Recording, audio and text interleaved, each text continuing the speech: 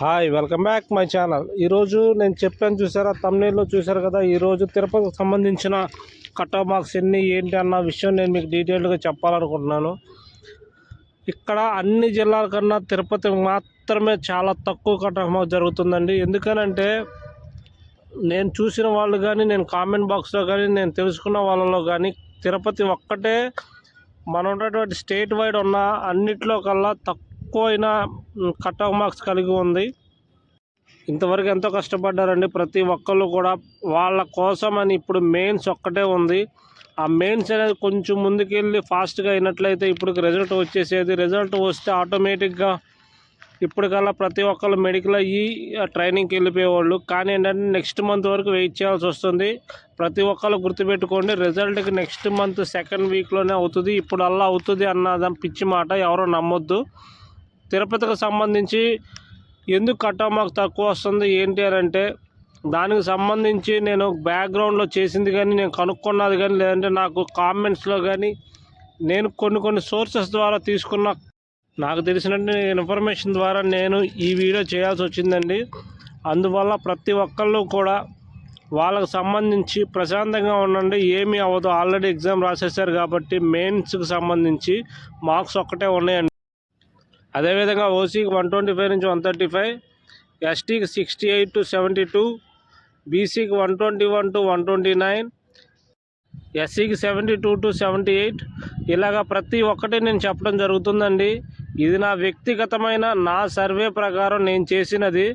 మీరు నాకు ఏదన్నా కామెంట్ చేయాలి అనుకుంటే నా వీడియో పూర్తిగా చూసి ఆ తర్వాత కామెంట్ చేయండి. అసలు ఏ విధంగా వచ్చింది ఏంటన్నది మీకు చెప్తాను. ఇదే విధంగా కొంతమంది పిచ్చి పిచ్చి కామెంట్లు చేస్తున్నారండి, మీకు ఎలాగొచ్చింది ఎందుకు వచ్చింది అని. దానికి సంబంధించి కూడా ఫుల్ డీటెయిల్స్ నేను మీకు ఇస్తాను. ఇప్పుడు నాకున్న సర్వే ప్రకారం నేను చేసుకున్నది నేను మీకు చెప్తున్నాను. అదేవిధంగా కొంతమంది చేస్తున్న దాని ప్రకారం చూడండి, నేను ఇది చెప్పకూడదు, చెప్పాల్సి వస్తుంది.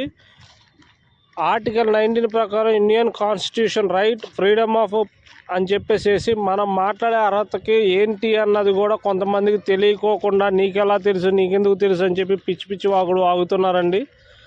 అది మాట్లాడటం కరెక్ట్ కాదు అని నేను అన్నాను. మాట్లాడవచ్చు, ఒక లెవెల్ వరకు మాట్లాడవచ్చు. ఎదుటి వాళ్ళకి కించపరచినంత వరకు అంతా ఓకే, కానీ ఎదుటి వాళ్ళకి ఇబ్బంది కలిగే మాటలు ఏది కూడా మాట్లాడకూడదు. ఫ్రీడమ్ ఆఫ్ స్పీచ్ అన్నారని చెప్పేసి.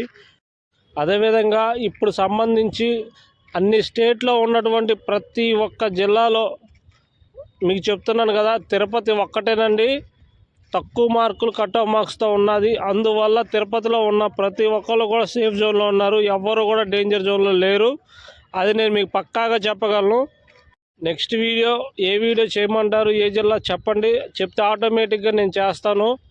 నాకు సంబంధించి సోర్స్ అన్ని తీసుకున్న తర్వాత మాత్రమే వీడియో చేయడం జరుగుతుంది. ఎట్లా పడితే అట్లా చేయడం అనేది జరగదు. కొంతమంది వాళ్ళకి ఇష్టం వచ్చినట్టు మాట్లాడినా నేను పెద్ద పట్టించుకోను. ఇప్పుడు మీకు ఎందుకంటే మరీ ఇన్నిసార్లు రిపీట్ చేసి చెప్పటం, వాళ్ళు చెప్పేదే నిజం, వాళ్ళు చెప్పేదే నమ్మాలి అందరూ కూడా. యూట్యూబ్ వాళ్ళదే తప్ప బయట వాళ్ళు చూడకూడదు అన్న ఉద్దేశంతో ప్రతి ఒక్కళ్ళు ఉన్నారు. మీరు ఏం పట్టించుకోవద్దు. మీరు నెక్స్ట్ ఏ జిల్లా చేయమంటారో చెప్తే ఆ జిల్లా నేను చేస్తాను. ఇప్పటి వరకు మీరు చూసింది మీకు నచ్చినట్లయితే ఒకసారి లైక్ చేసి సబ్స్క్రైబ్ చేయండి. ప్రతి ఒక్కళ్ళు పూర్తిగా వీడియో చూడుకోకుండా సగం చూసి ఇదేంటి అదేంటి అట్లాగెందుకు వచ్చింది ఇట్లాగెందుకు వచ్చిందని చెప్పి అడుగుతున్నారు. పూర్తిగా చూస్తే మీకు ఒక క్లారిటీ వస్తుంది. తిరుపతికి సంబంధించి ఎక్కువ మంది కూడా చెన్నైకి బార్డర్లో ఉంటారు. జెంట్స్ అయినా సరే లేడీస్ అయినా సరే కంపల్సరీ తిరుపతికి సంబంధించి ప్రతి ఒక్కళ్ళు క్వాలిఫై అవ్వడానికి హై ఛాన్సెస్ ఉన్నాయండి. ప్లస్ దీనికి తోడు మీకు ఎవరికైనా సరే అంటే ఒక ప్యారలల్ మార్క్స్ వస్తే, అంటే ఒక బీసీగా కానీ, ఎస్సీగా కానీ, ఎస్టీగా కానీ వీళ్ళకి వచ్చినా, లేదంటే ఆటోమేటిక్గా కొంచెం అటు ఇటుగా వచ్చినా ప్రతి ఒక్కళ్ళకు కూడా sports and NCC C certificate అంటున్నారు, కానీ సి సర్టిఫికేట్ కాదండి, స్పోర్ట్స్ నేషనల్స్ మెడల్ ఉంటే మీకు మార్క్స్ అనేవి కలుస్తే ఆటోమేటిక్గా మీకు ప్రిఫరెన్స్ అనేది ఇస్తారు. ఎవరికైనా స్పోర్ట్స్ ఉంటే యాడ్ చేసుకోకపోతే ఒకసారి మన బోర్డుకి ఫోన్ చేయండి. బోర్డు నెంబర్ చూడండి, నెట్లో కొట్టండి, బోర్డు నెంబర్ వస్తుంది. కొంతమంది ఏమో వీడియో అంటే భర్త చనిపోయినా లేదంటే డైవర్స్ అయినా సరే వీడియో కింద వస్తారు. వాళ్ళు కంపల్సరీ మెన్షన్ చేయలేదండి, నాకు దగ్గర ఒక 7-8 మంది మెసేజ్ పెట్టారు. సార్ మేము ఇట్లాగా ఆప్షన్ అనేది ఓకే పెట్టలేదు, అందువల్ల మేము కొంచెం ఇబ్బంది పడుతున్నాం, ఏం చేయమంటారంటే వాళ్ళు ఇప్పుడు ఫోన్ చేశారండి బోర్డుకి. దానికి సంబంధించిన సర్టిఫికేట్స్ మెయిల్కి అప్లోడ్ చేస్తే మేము ఆటోమేటిక్గా దాన్ని అప్లోడ్ చేస్తాము అని చెప్పడం కూడా జరిగింది. లాస్ట్ మినిట్ కాబట్టి మీరు తొందరగా ప్రొసీడ్ అయితే నెక్స్ట్ మంత్ సెకండ్ వీక్లో అనేది కంపల్సరీ రిజల్ట్ అనేది వస్తుందండి. మీరు ఎవ్వరూ కూడా దాన్ని అనుమానం పడొద్దు. పోస్టులు ఉన్నాయి, 100 పోస్టులు అయినా సరే ప్రతి ఒక్కళ్ళకి కూడా కష్టపడ్డారు. ఇప్పుడు మనం కష్టపడ్డా చేసినా చెందినా ఏముండదు, ఆల్రెడీ ఎగ్జామ్ రాసేసారు కాబట్టి ఎవరో కూడా డీలా పడొద్దు.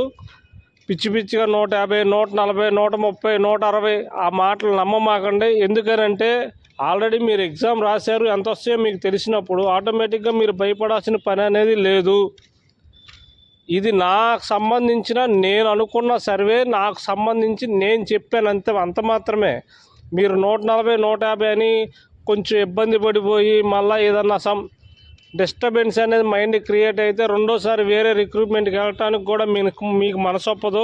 ఎందుకనంటే ఒక స్పోర్ట్స్లో ఒక మ్యాచ్ ఓడిపోతే నెక్స్ట్ మ్యాచ్కి వెళ్ళాలంటే భయం వేస్తూ ఉంటుంది, ఓడిపోతావని. అవి మనసులో పెట్టుకోమాకండి. మీకు ధైర్యం కోసం మాత్రమే నేను ఈ వీడియో చేస్తున్నాను, వేరేది ఏమీ లేదు. ఇప్పుడు నేను చెప్పినంత మాత్రాన మీ మార్కులు ఏం తగ్గిపోవు, నేను చెప్పినంత మాత్రం మీ మార్కులు ఏం పెరిగిపోవు. కానీ ధైర్యం అనేది మీలో ఉంచాలి కాబట్టి నేను చేస్తున్నాను. Thank you.